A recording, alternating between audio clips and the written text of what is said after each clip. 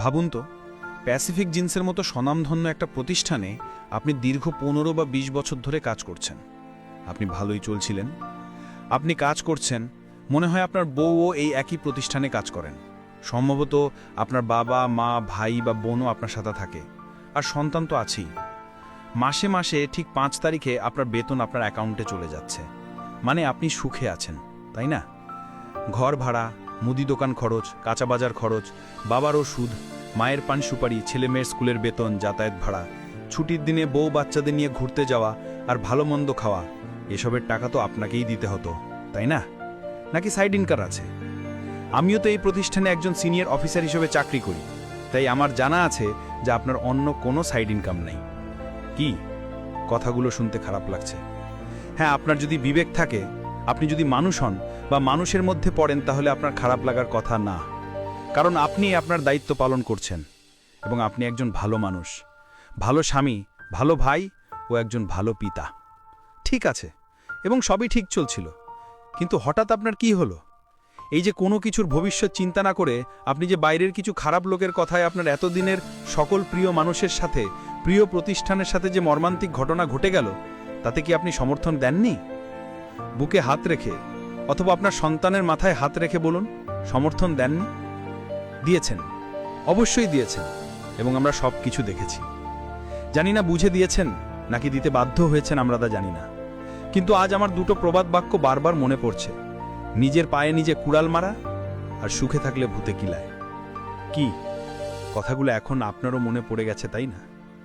যাওয়ারই কথা, কারণ এখন আর আপনার লাফালাফি করার শক্তি নাই। যা শক্তি ছিল সবই খরচ করেছেন ওই দিন হুদায়, অহেতুক গুজাবে কান দিয়ে। বাহ, কি শক্তি আপনার! ১০ বা ২০ জন লোক সে সময় আপনার জন্য কিছুই না। আপনি একজন সুপারম্যান। ওই সুপারম্যানগিরি দেখানোর আগে আপনার দরকার ছিল সত্যি আসলে কি হচ্ছে তা বিবেক দিয়ে ১ সেকেন্ড চিন্তা করা।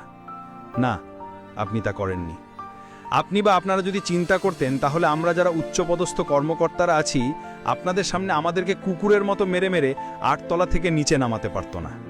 আমি নিশ্চিত যে যারা আমাদেরকে আঘাত করেছে তারা কেউই আমাদের প্যাসিফিকের কেউ না। ওরা বাইরে থেকে আসা অন্যজনের ভাড়া করা লোক ছিল। আমি বাস্তবে হায়নাকে কখনো দেখিনি, কিন্তু সেদিন সেই সব হামলাকারীর চোখ দেখেছি, আর জীবন্ত মানুষরূপী হায়নাকে নিজের চোখের সামনে আমাদের স্বপ্নকেই মাটিতে মিশিয়ে ফেলতে দেখেছি। কিন্তু আপনারা ছিলেন আমাদের ঠিক সামনে। আপনারা কিচ্ছু বলেননি, বিনা পয়সার সিনেমা দেখছিলেন। মুহূর্তে আমাদের সহকর্মীকে বাজ পাখির মতো ছোঁয়া মেরে নিয়ে চলে গেল। ১৬ থেকে ১৭ জন মিলে যে যা পেরেছে অমানবিকভাবে তাকে মেরেছে।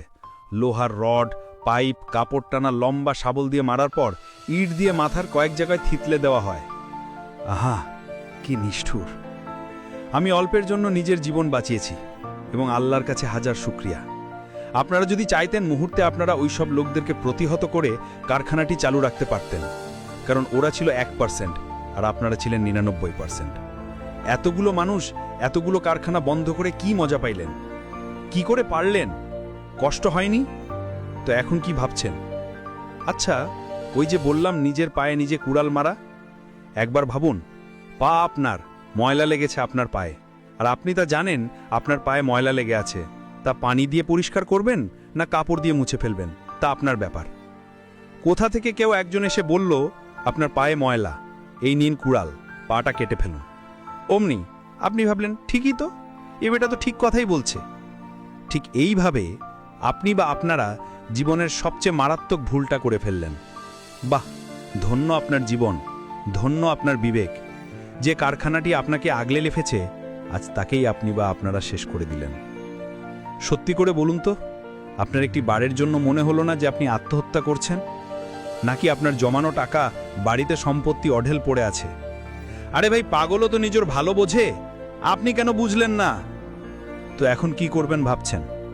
দেখবেন ২ দিন পর যখন পকেটে টাকা থাকবে না, জীবনটা তখন গদ্যময় মনে হবে। না পারবেন পরিবারের কারো চাহিদা পূরণ করতে, আর তখন আপনি হয়ে উঠবেন একজন খারাপ সন্তান, খারাপ স্বামী, খারাপ ভাই এবং একজন খারাপ পিতা। যাক, কারখানা বন্ধ, আপনার অনেক ছুটি, অনেক অফুরন্ত সময়, কিন্তু আপনার পকেটে টাকা নেই। এখন ভেবে দেখেন, যা ভালো মনে করেন, সবই আপনাদের ইচ্ছা। কারখানা কি খুলবে, নাকি আপনাদের পেটে লাথি মারা সেই সব মুখোশধারীদের সঙ্গে থাকবেন? সময় বেশি নাই, যা ভাবার তাড়াতাড়ি ভেবে ফেলুন। নিজের ভালোটা বুঝতে শিখুন। কে আপনার বন্ধু, কে আপনার শত্রু বিবেক দিয়ে চিনতে শিখুন। অযস্থায় নিজে মরিয়েন না, ৩৫,০০০ মানুষকে মৃত্যুর মুখে ঠেলে দিয়েন না। ভালো বুঝলে তো ভালো, না বুঝলে তো কারোর করার কিচ্ছু নাই।